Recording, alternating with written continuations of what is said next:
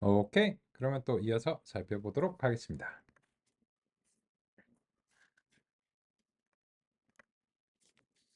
우리 이제 전개와 관련해서 이제 시간 계획을 이제 상의 드리겠습니다. 이번 시간의 목표는 분류 손실의 이해를 목표로 합니다.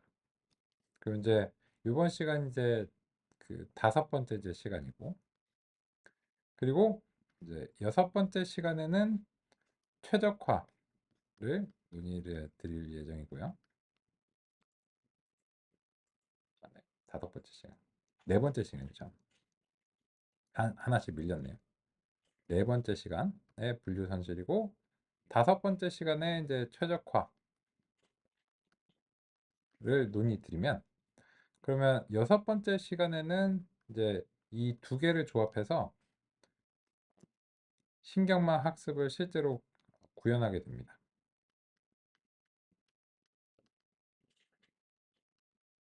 그래서 여섯 번째 시간에 신경망 학습 구현으로 갈 수 있을 것으로 이제 기대하고요. 그러면 이제 일곱 번째 시간에는 신경망 학습은 되는데 5차 역전파라고 하는 것이 왜 필요한가를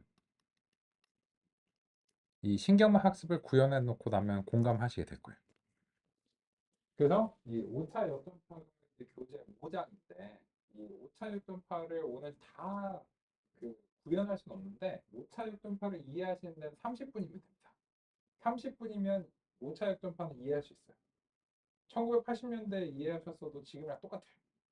그래서 그냥 지금 이해하셔도 30년 뒤에도 똑같아요. 왜냐면 미적분을 이해하시면 17세기에 이해하셨으면 지금도 똑같아요. 미적분. 그렇거든요. 그래서 요거 30분밖에 안 걸립니다. 근데 조금 시간이 걸리는 게 뭐냐면 5차 역전파의 원리는 알겠는데 5차 역전파를 기반으로 구현하는 거는 그냥 노력이 필요해요. 그냥 이제 그 개별적인 연산별로 5차 역전파를 구현해서 그래서 이 5차 역전파를 기반으로 구현하는 부분은 내일 오전 시간까지 이어질 예정입니다.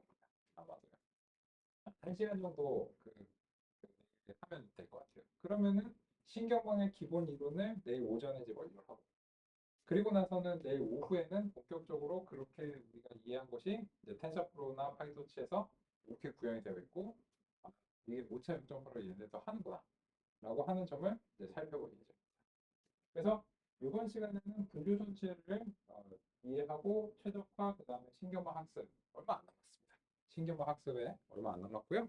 같이 이제 살펴보겠습니다. 그래서 이제 뭐 이런 논의가 언제까지 될 거야 이렇게 생각하실 수 있기 때문에 좀 이제 계획을 상의 드렸고 우리는 이제 제가 이제 처음에 상의 드린 진도 계획에 거의 대부분 이제 맞춰서 수행되고 있다 이렇게 이제 안내드리겠습니다. 그렇고 그리고 교재에서 다루지 않는 수많은 내용들을 다뤄주고 있죠. 그죠? 그렇습니다. 그래서 이번 시간에는 분류 손실에 대한 이해를 완료하는 것을 목표로 이제 해보겠습니다. 보시면 이 로지스틱 회계는 내부적으로 그런 분류 손실을 활용을 했기 때문에 학습이 되는 겁니다.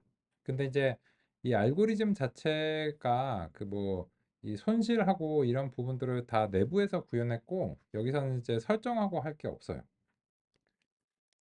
그래서 이제 우리가 요거를 이제 좀 직접 봐야 되는데 그러면 이제 논란이 되는 이 오차 제곱합을 먼저 살펴보겠습니다.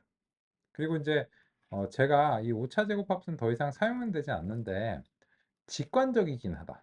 그래서 처음에 소개해 드릴 때 그리고 초창기에 왜 이걸로 했는지는 우리가 이제 공감할 수 있습니다. 그래서 이제 같이 살펴보려고 하는데요. 이제 보겠습니다. 그런데 여기서 이제 보시면 이 오차를 구하는데 예전에 회계에서는 정답하고 예측값의 차이를 구했잖아요. 근데 그러면은 오차를 구할 때 요걸로 구하면 되는 걸까요? 어떻게 생각하세요? 예를 들어서 정답이 1인데 지금처럼 예측을 1로 했어요. 그러면 오차는 0이죠. 정답 맞았으니까. 그렇지. 별 문제 없구만. 이렇게 생각하실 수 있는데 이게 틀렸을 때를 한번 생각해 볼게요. 정답이 1인데 예측을 2로 하면 오류가 마이너스 1인가요? 그렇잖아. 그러면 이런 경우를 말씀드려 볼게요. 정답이 1인데 예측을 9로 하면 오류가 마이너스 8만큼인가요? 어떻게 생각하세요?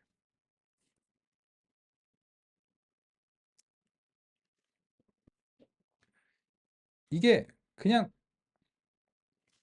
사지선다를 뭐 사지선다와 같은 객관식 문제를 맞춘다라고 생각해 보시면 정답이 아닌 거는 그냥 다 틀린 거죠. 그러니까 오 정답이 1번인데 아쉽게도 2번으로 찍으셨군요. 근데 정답에 가까운 걸 찍었으니까 부분 점수를 드리겠습니다. 이거 이상하잖아요. 그죠? 그 순서에는 의미가 없도록 하는 게 중요하잖아요. 근데 여기 보시면 예전처럼 우리가 예측하고 정답을 있는 그대로 이 값을 하게 되면 2로 찍은 게 9로 찍은 것보다 더 오류가 적다. 이런 식의 문제가 생기죠. 이거는 그냥 둘 다 틀린 거잖아요. 이거는 그냥 얘가 얘한테 이제 더 가깝고 얘는 더 뭐 왜 그거 했어 이런 게 아니에요. 둘 다 틀린 거거든요. 그런데 그렇기 때문에 이 분류에서는 이 최종적인 예측과 정답을 비교해서 손실을 구하는 것은 바람직하지 않다. 라고 하는 점을 이제 알 수 있어요. 그러니까 이렇게 하지 말고 이걸 이렇게 하면 되잖아. 뭐 이때까지 우리가 뭐 잘 해왔는데 왜 갑자기 뚱딴지 같은 소리냐. 자 이렇게 해. 그지? 그러면은 얘가 1이고 얘가 1이야. 그러면 참.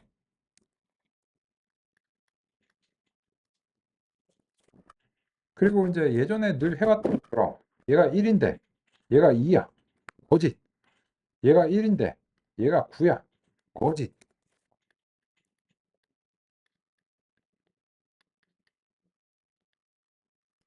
이렇게 하면 되잖아. 그런데 이게 또 문제가 되는 게 뭐냐면 이런 경우예요. 그래서 제가 여기서 출력을 했는데 여기 보시면 얘가 이제 예측을 1로 하고 정답을 1로 맞췄는데 지금 보면 자신감이 좀 떨어져요. 그죠? 근데 이제 똑같이 정답이 1인 경우에 대해서 이 두 가지 사례가 이제 나왔는데 이 96번 샘플에 대해서는 자신감이 높아요. 93%의 이제 자신감. 아, 이건 1이지.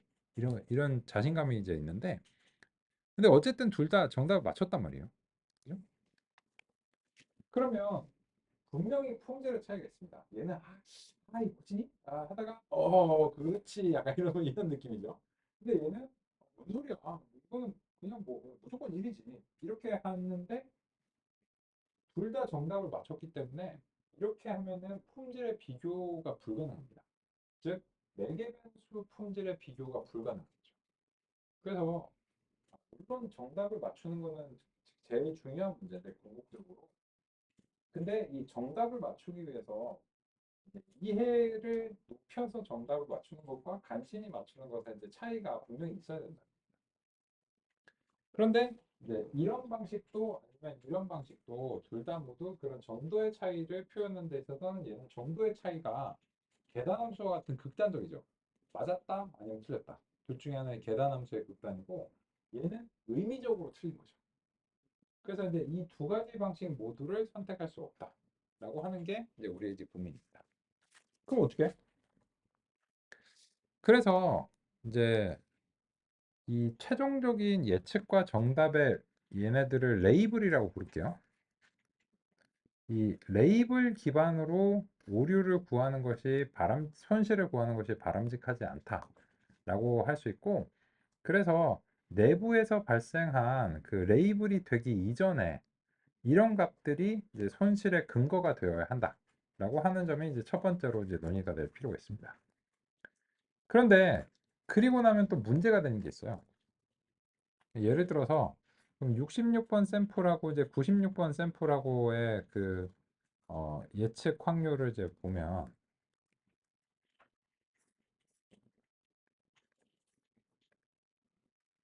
예측 확률에서 지금 이제 66번 샘플을 이제 획득하기 위해서 이렇게 이제 볼게요. 그럼 이제 보시면 얘가 66번을 이제 획득하면서 이렇게 이제 획득이 되거든요. 그래서 이제 이게 이제 한 행이 획득이 되기 때문에 시리즈 객체가 되는데요.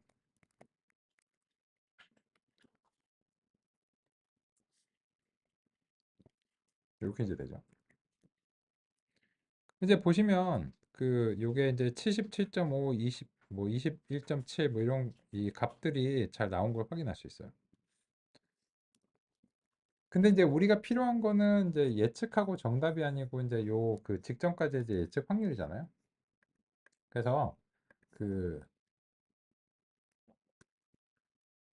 마지막에서 이제 두 개 직전까지만 획득을 좀 하겠습니다. 이런 식으로. 그래서 이제 예측 확률 자체만 이렇게 이제 획득을 해볼게요.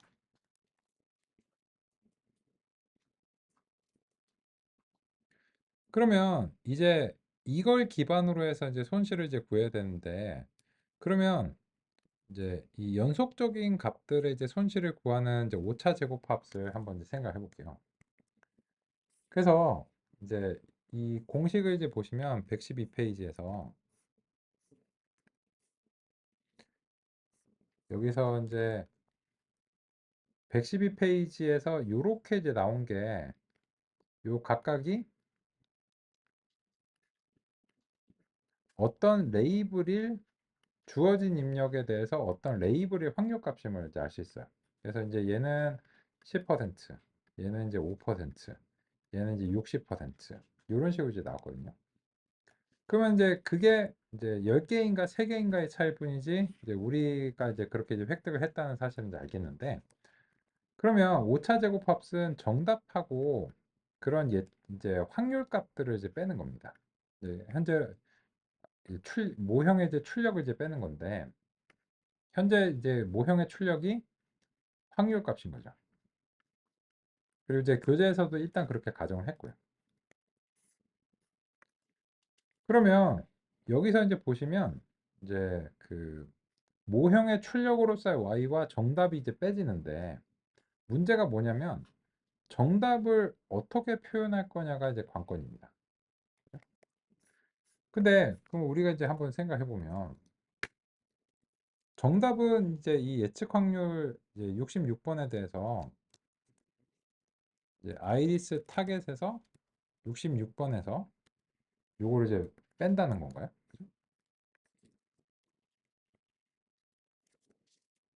그러면 이제 어떻게 될까요? 이 66번의 정답이 1인데, 그래서 이제 요 부분이 1이 되고 예측 확률 각각을 거기서 이제 빼는 거죠. 근데 이렇게 하면 바람직하지 않겠죠. 그죠? 왜냐하면 정답은 하나의 단일한 값이고 요 각각의 출력 값은 이제 유형의 개수만큼 나오는데, 그러면은 이 정답이 1인 것과 1 빼기 0.99, 1 빼기 0.775, 1 빼기 0.217 이렇게 하는 게 이제 맞느냐는 거예요. 그럼 어떻게 해?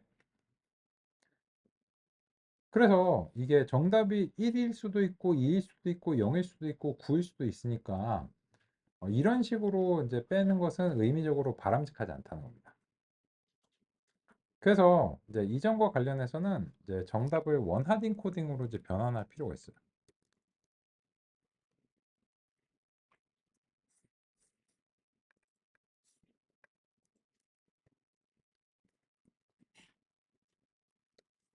먼저 이제 원하 생렬이라고 하는 것은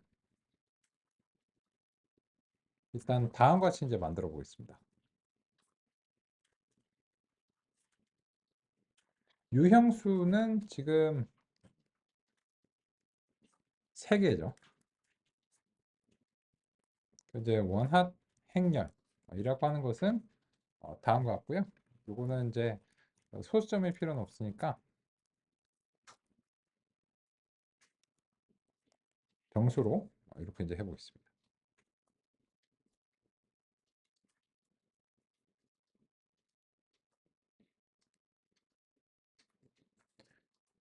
이거를 왜 뚱딴지 같이 이제 했는가와 관련해서 우리가 같이 이제 살펴보고자 합니다.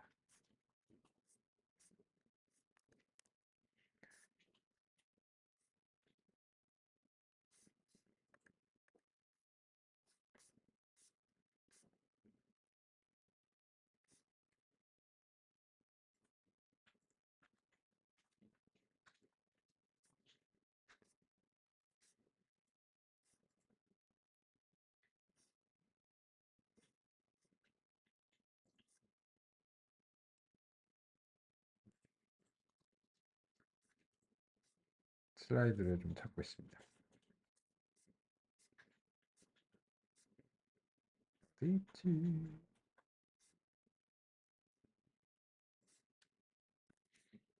최근에 좀 정리를 바꿨더니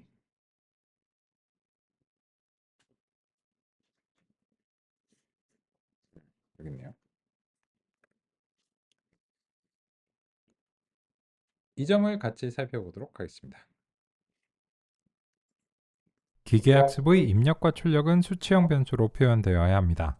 변수는 크게 두 가지 유형이 있습니다. 온도와 속도 같은 연속형 변수가 있고 RGB와 같이 세 가지 중 하나의 값이 되어야 하는 범주형 변수가 있습니다. 기계학습의 출력이 연속형인 경우 회귀 분석의 대상이고 범주형인 경우는 분류를 수행합니다. 출력이 아닌 입력 특성도 범주형 변수가 있을 수 있습니다. 범주형 변수를 수치로 표현할 때는 가장 기본적이고 직관적인 방식은 범주형 변수의 가능한 값들에 임의적으로 숫자를 할당하는 것입니다. 예를 들자면 RGB를 각각 0, 1, 2로 하는 것입니다. 그런데 이런 방식은 문제가 있습니다. 왜냐하면 대소관계나 순서의 개념이 포함될 수 있기 때문입니다. 문자와 숫자 모두 의미를 대표하는 표기인데 이러한 표기는 올바른 의미를 반영해야 합니다. 그런데 012로 표현하는 것은 지금처럼 올바르지 않은 의미를 내포하는 표기이기 때문에 문제가 됩니다. 빨간색이 초록색보다 작거나 초록색은 파란색보다 작다고 할 수 없기 때문입니다. 그러면 지금 우리의 상황에도 이게 이제 허용이 되는데 무슨 말인가 하면 정답과 이제 예측값의 차이를 구하는 것에 있어서 아까처럼 정답이 0인데 예측을 1로 하거나 아니면 9로 하는 것에 대해서 이것이 오류의 차이가 발생하는 것 자체가 이제 문제라는 겁니다. 그래서 빨간색을 0으로 초록색을 1로 파란색을 2라고 한다면 이거는 순서를 바꿔서 해도 상관없잖아요. 그냥 임의적인 표이기 때문에. 그런데 이렇게 이제 함으로 인해서 이 기계학습한테 잘못된 신호를 줄 수 있다는 겁니다. 다음과 같이 잘못된 신호를 줄 수 있는데요. 그럼 어떻게 해? 그래서 이 올바른 의미를 내포하는 형태의 수치형 자료로 바꿔야 되는데 그것이 이제 지금 하고자 하는 작업이고 필요한 작업이라고 할 수 있습니다. 범주형 변수를 표현할 때 수치로 표현되면서도 대소관계와 같은 의미를 내포하지 않도록 하려면 어떻게 해야 할까요? 그러한 방법으로 활용되는 것이 원핫 인코딩입니다. 원핫 인코딩은 범주형 변수의 가능한 값들을 각각 직교적인 단위 벡터로 표현합니다. 이러한 벡터를 구성하려면 범주형 변수의 가능한 값들만큼 차원이 필요합니다. 즉, RGB 세 가지 값이 가능하다면 각각의 값은 3차원의 직교하는 단위 벡터로 표현됩니다.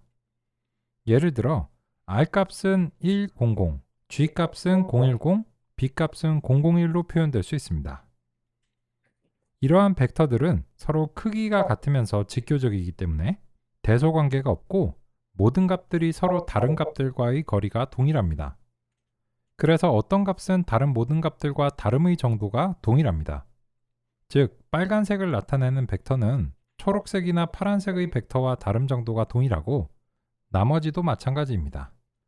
그래서 이런 표현은 각각의 값에 임의적으로 숫자를 할당할 때 대소관계나 순서의 의미가 포함되는 문제를 해결할 수 있는 방법입니다. 원핫이라는 명칭은 단위 벡터의 값에서 오직 하나만 1의 값을 갖고 나머지는 모두 0이 되는 것을 의미합니다.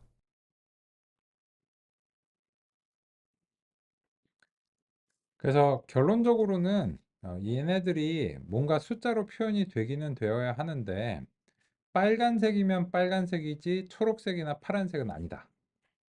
이런 식으로 이제 표현이 돼야 되고 빨간색하고 초록색이 다름의 정도만큼이나 초록색과 빨간색의 다름의 정도가 동일해야 되고 또 파란색과 초록색의 다름의 정도가 나머지 경우와 동일해야 됩니다. 그래서 이런 방식으로 그 범주형 변수에 해당하는 것은 원핫 인코딩으로 표현하는 것이 이제 바람직할 수 있습니다.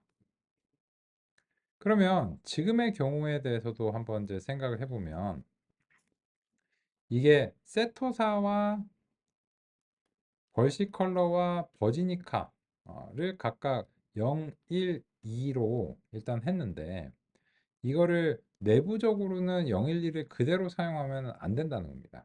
실제로 사이클런의 좀 더 초창기 버전에서는 이 타겟 값을 그냥 이렇게 주면 안 되고 얘를 원핫 인코딩으로 변환을 해서 줬어야 했습니다.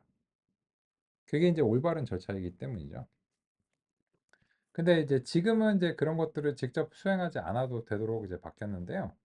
그러면 그걸 어떻게 하느냐 하면은 이 원핫 행렬로 바꾸면 요게 이제 세토사와 벌시컬러와 이제 버지니카에 이제 대응하는 부분인데 세토사이거나 벌시컬러이거나 버지니카이거나 이런 식으로 이제 바꾸는 겁니다.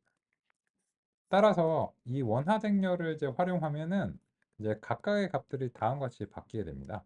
그래서 이제 아이리스 이제 타겟 값을 원핫 행렬로 이제 변형을 이제 해보겠습니다.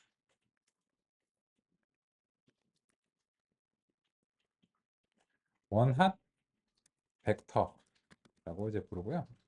이 원핫 벡터를 원핫 행렬을 통해서 다음과 같이 이제 획득을 이제 하고요. 가독성을 위해서 데이터 프레임으로 이제 소개를 이제 드리겠습니다. 그냥 이제 한 방에 데이터 프레임을 만들까요?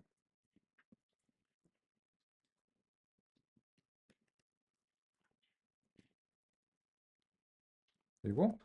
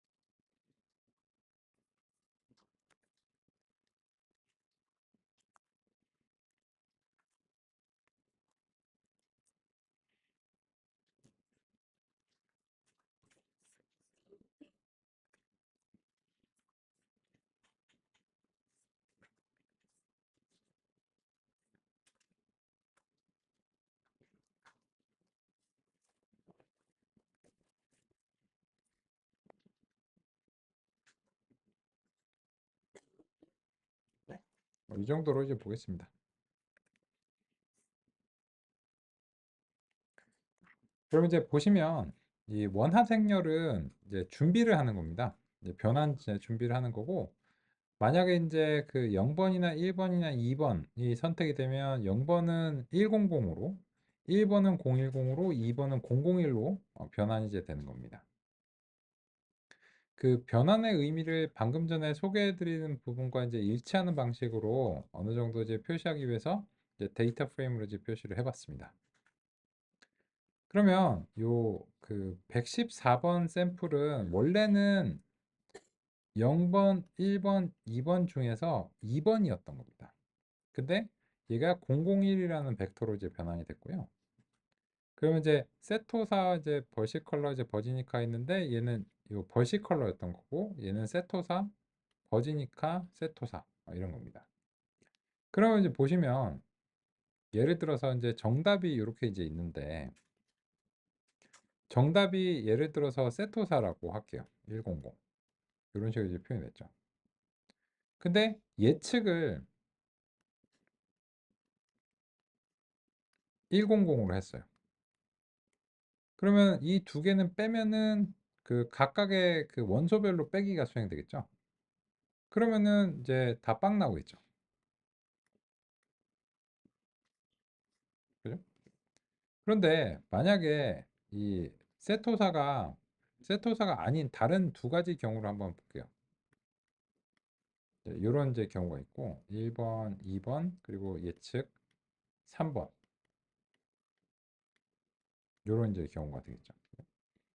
그러면 이 두 개를 이제 빼면 얘는 1 마이너스 1 0이 될 거고 요거는 1, 0, 마이너스 1이 되겠죠. 그러면 요런 것들을 그 오차를 5차 제곱합수로 구한다라고 이제 생각해 보면 한번 이제 해보겠습니다. 그러면 이제 5차 제곱합수의 기본적인 이제 부분을 한번 살펴볼게요. 그럼 5차 제곱합수는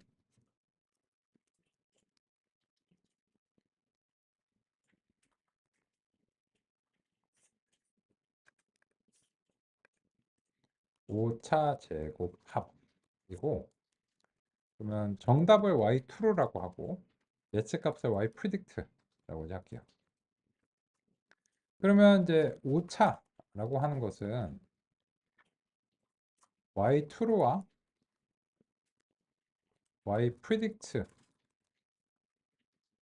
거고, 여기에 대해서 이제 보시면 그 평균을 내는 게 아니고 합계를 냅니다. 그리고 이제 제곱합을 내고 여기에 이제 그 0.5를 곱해요. 2분의 1. 요게 이제 5차 제곱합의 정의예요. 근데 이거를 이제 보시면 여기서 이제 y2가 방금 전에 이제 상위 드린 이유로 인해서 그 예를 들어서 이제 원하택렬에서 이제 세토사인 경우를 한번 이제 생각해 볼게요. 그리고 이제 y predict가 뭐 정답에서 이제 틀리는 경우를 한번 이제 생각해 보겠습니다.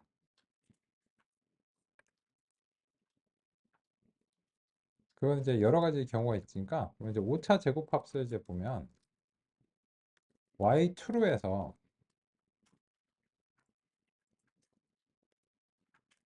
y predict가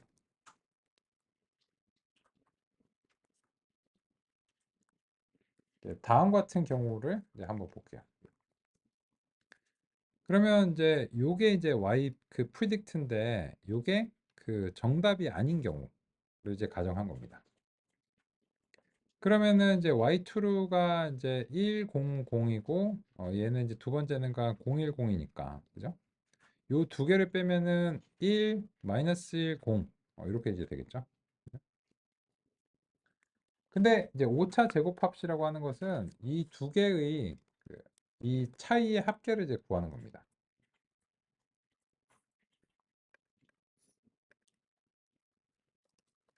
이렇게 해서 이제 합계를 이제 구하는데 그러면은 지금 보시면 이 합계를 구했다면 얘가 빵 나오잖아요.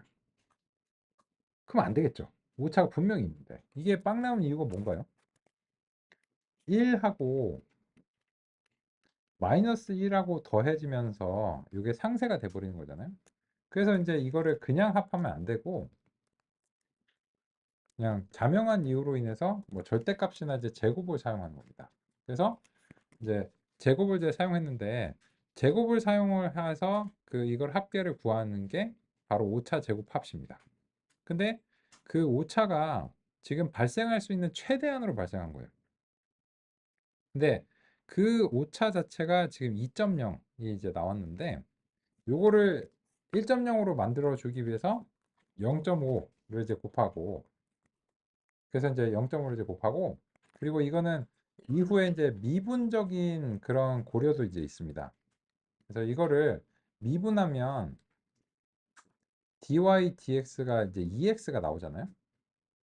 그래서 이제 이 손실함수를 미분의 기법으로 최적화를 하는 게 이제 다음 시간의 논의인데 그러다 보니까는 이런 제곱함이 이렇게 뻥 튀어나오는 것을 뭐 그냥 깔끔하게 다듬어 주기 위해서 이제 2분의 1을 이제 곱한다든지 이러면은 이제 좀 편리하겠죠.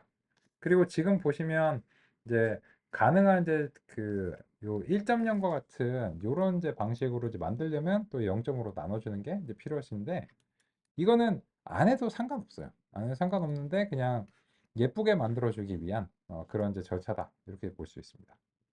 그러면은 여기까지 해보시면 이제 5차 제곱합이라고 하는 것이 그 정답에 대응하는 원하택렬의 y1, y2, y3번하고 예측값들과의 이런 이제 자리별로 이렇게 그 빼기를 수행하는 것이라는 사실을 알 수 있어요.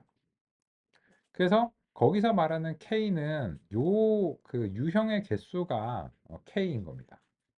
그러니까 전혀 다른 얘기예요. 평균적으로.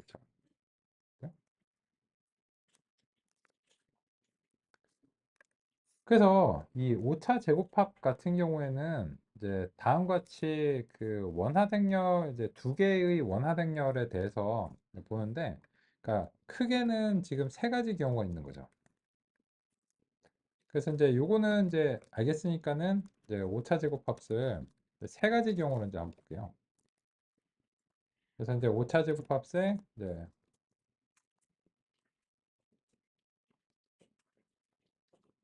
y2가 원하택렬의 첫 번째 값이고, y predict가 역시나 원하택렬의 첫 번째 값이고, 이건 이제 정답을 맞추는 경우죠. 그럼 당연히 빵 나와야 됩니다. 그죠? 그런데 이제 지금의 경우에는 그 유형의 개수만큼 사례가 있습니다. 오답을 이제 내는 거죠. 오답이 두 가지 사례가 있잖아요.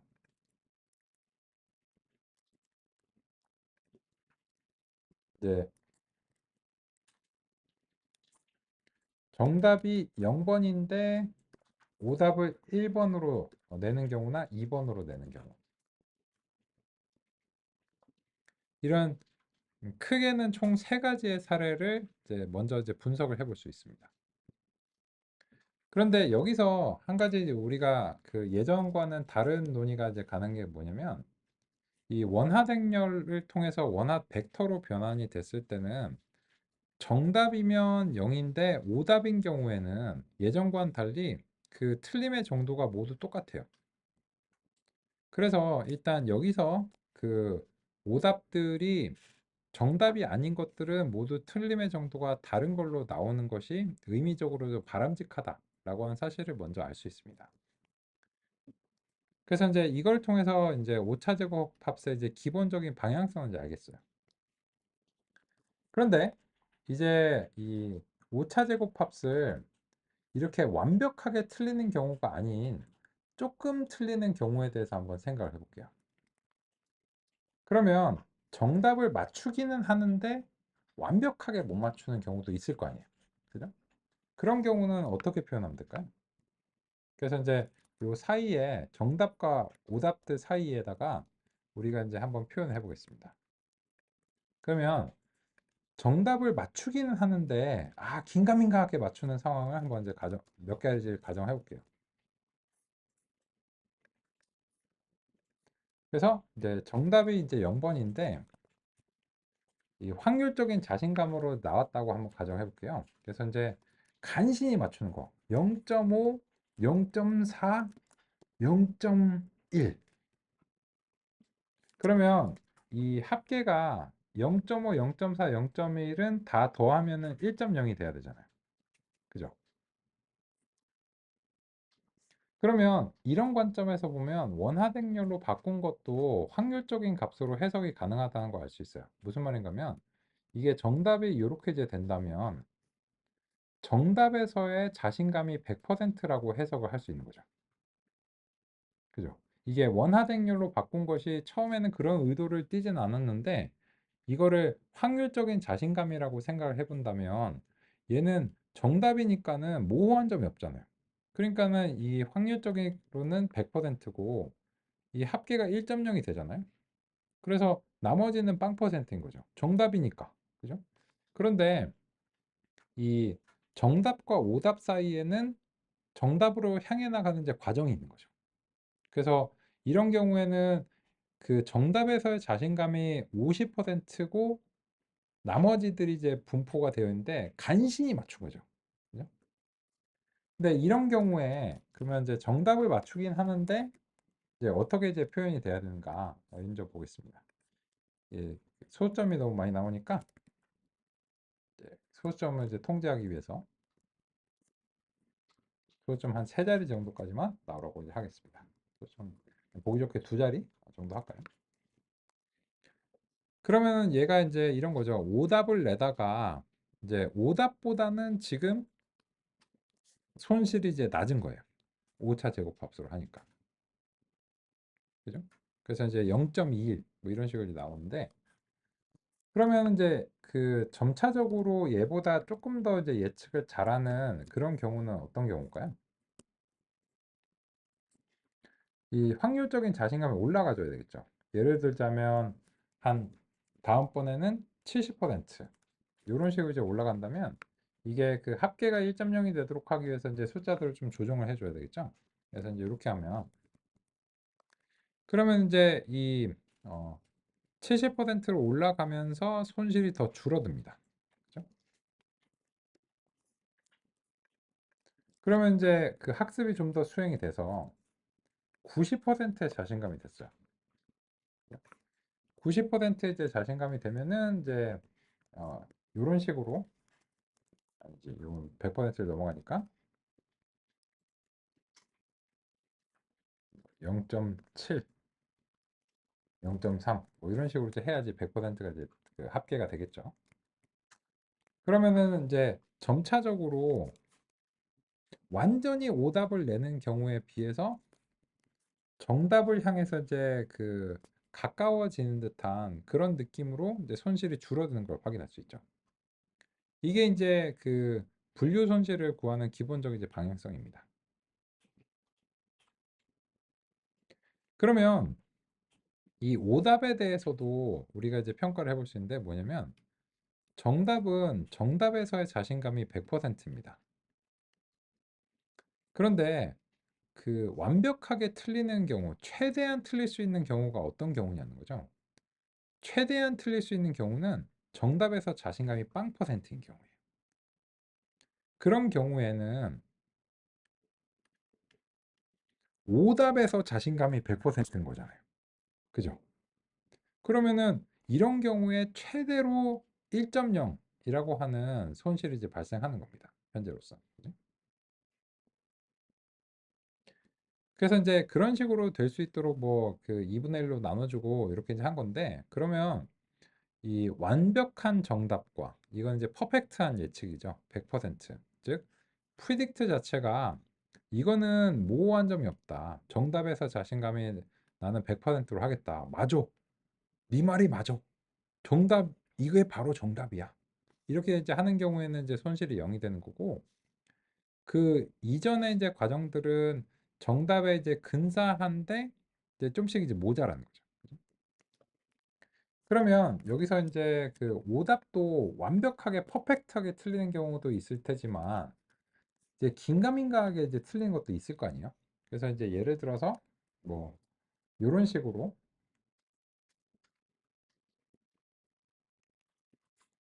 이렇게 이제 틀리는 경우, 그죠? 그러면 이제 여기는 다 오답들이에요. 오답들이고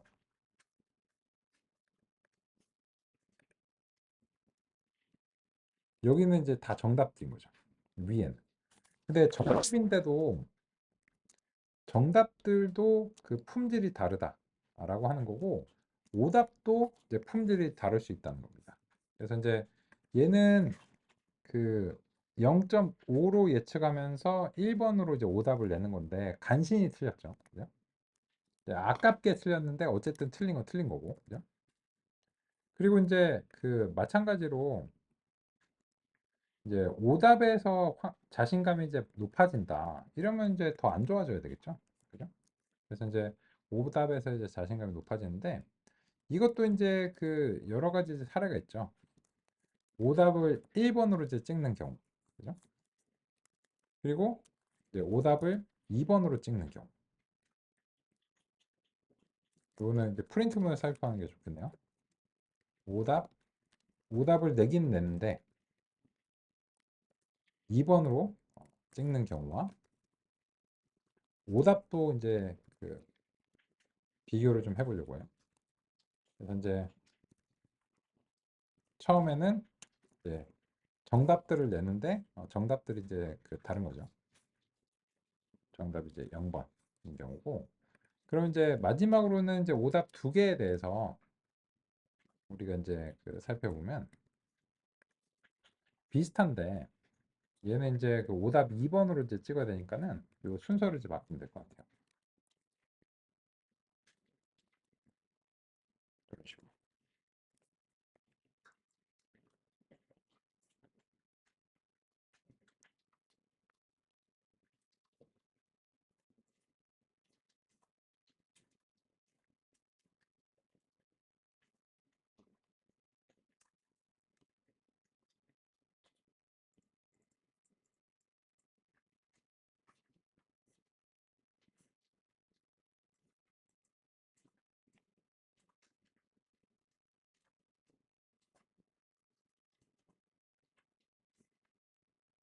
이게 5차 제곱 합입니다.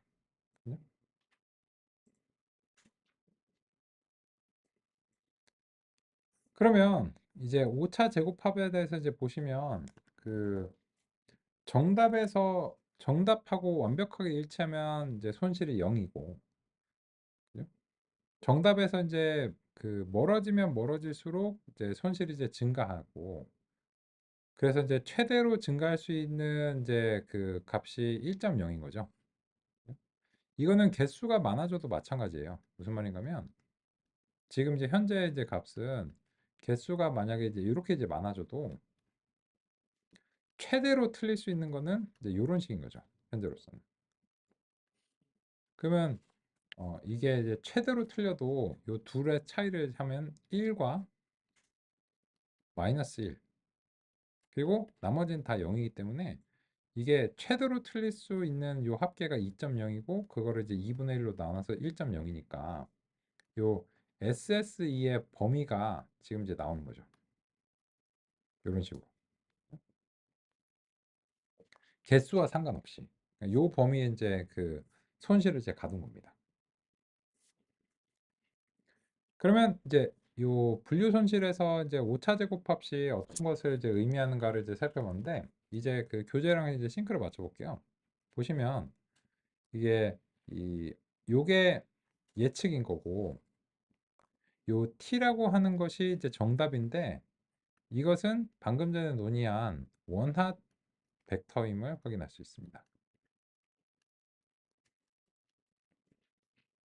그래서 요 정답이 0번, 1번, 2번 중에서 2번인 상황인 거예요.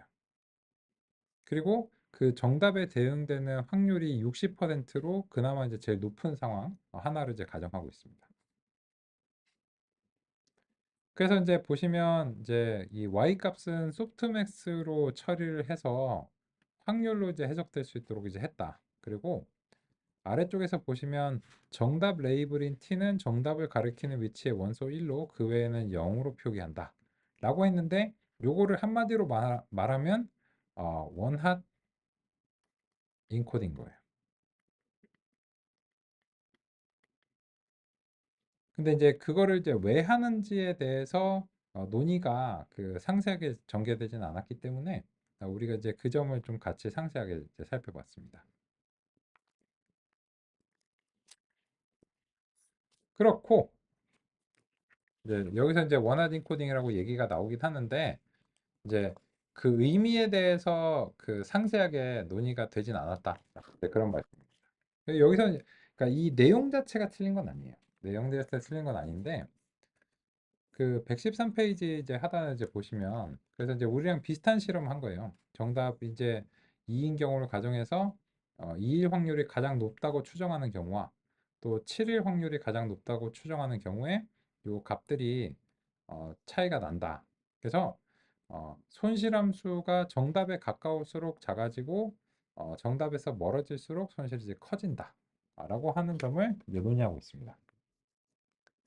그래, 그럼 잘했네. 이게 뭐 5차 제곱합으로 하면 될 것 같고 되게 직관적인데? 뭐 네가 말한 대로 여기서 조금 어려운 이제 논의가 원핫 벡터로 이거를 왜 바꿔야 되는가? 정답하고 이제 이 출력을 어떻게 비교해야 되는가? 이런 점에서 논의가 좀 필요했고 뭐 그런 점은 뭐 이제 납득을 했고 그리고 이제 이런 실험 해보니까는 실제로 이제 최대로 발생할 수 있는 이제 손실로부터 그 안쪽에 이 값들이 이제 같이 있고 이 높아지면 좋지 않다는 거잖아.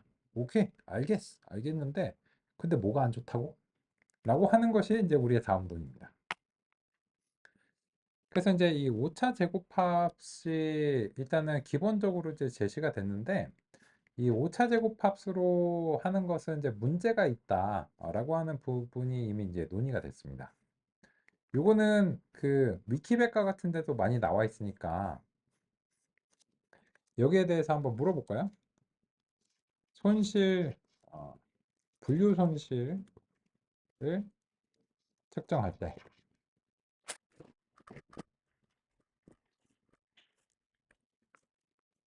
오차 제곱합을 사용하는 것이 바람직한가?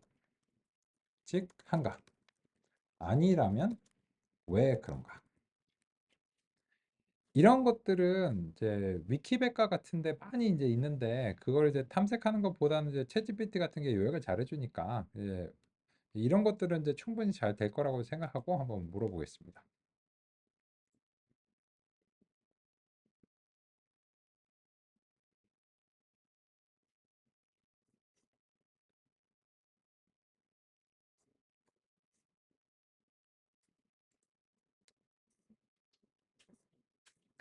그러면 이제 이와 관련해서는 여러 가지 이제 그 문제가 있는데 결론적으로 보시면 분류 문제에서 그 논의드리고 있는 오차 제곱합은 손실함수로 일반적으로 바람직하지 않다라고 이제 제시를 하고 있죠. 그렇기 때문에 이제 보시면 챗GPT가 언제나 맞는 건 아니지만 얘도 교재랑 완전히 상반되는 결론을 얘기하고 있죠. 그래서 제가 이제 뇌피셜이 아니다 라고 하는 이제 그런 말씀을 드리려고 이제 인터넷의 의견도 한번 들어본 거예요. 챗GPT가 의견이 있는 게 아니죠. 이거는 인터넷의 의견을 요약하는 것일 뿐이기 때문에 그래서 일반적으로 바람직하지 않은데 보시면 오차 제곱합은 예측값과 실제값 간의 차이를 제곱하여 합산하는 방식으로 모델의 성능을 측정하는데 이는 연속적인 값의 예측에는 적합하다는 거죠. 즉 정답하고 예측값의 차이를 이렇게 이제 구하는 것이 이제 바람직하냐라고 하는 건데 근데 이거를 확률적인 자신감으로 변환하면은 그 연속적인 값으로 나오긴 하는데 그죠? 그래서 이제 분류 문제는 보시면 클래스 레이블들이 구문된데 각 레이블 간의 거리 개념이 없다라고 이제 되어 있어요. 그래서 이게 그 원핫 벡터로 변환이 이제 돼야 되는 거예요. 네, 오차 제곱합은 클래스 간의 거리 개념을 고려하지 않기 때문에 분류 문제에 적합하지 않다. 요거는 그 조금 그 애매모호한 서술이죠. 왜냐하면 이제 실제로 우리가 해본 결과는 이제 적절하게 이제 변환을 수행하면은 오차 제곱합도 그런 어떤 거리의 개념을 반영을 어느 정도 할 수 있습니다. 할 수 있고요. 그런데 이제 그 결론적으로는 이제 로지스틱 회귀와 다중 클래스 분류에서는 교차 엔트로피 손실, 그 소개해드릴 이제 그 내용이고요. 또 로그 손실이 일반적으로 이제 사용되는데 예측 확률과 실제 클래스 간의 불일치를 측정한다라고 이제 되어 있습니다. 이건 이제 무슨 말인가 하면은 이게 오차 제곱합이 어느 정도 쓸만하다고 여기는 이유 중에 하나가 뭐냐면 방금 전에는 우리가 이 모형의 그 예측값을 모형의 예측 자체를 그 확률적인 자신감으로 이제 만들었는데 그거는 이제 소프트맥스라고 하는 이제 과정을 통해서 확률적인 자신감으로 만들었습니다. 그런데 오차 제곱합에서 이제 이런 그 차이를 이제 구할 때는 이런 확률적인 값이어야 된다는 가정 자체가 없어요. 그냥 연속적인 값이다. 라고 하는 이제 가정 하에서 이제 보통 이제 오차 제곱합을 사용하는데 이 가정 자체가 바람직하지 않기 때문에 어, 근본적으로 이게 문제가 있다라고 하는 이제 좀 논의가 있습니다. 그런 논의는 통계 쪽에서 조금 복잡하게 수행된 부분이 있습니다. 그 점과 관련한 이제 마무리는 쉬는 시간 이후에 살펴보도록 하겠습니다. 먼저 우리는 분류 손실에 대해서 논의하기 시작했습니다.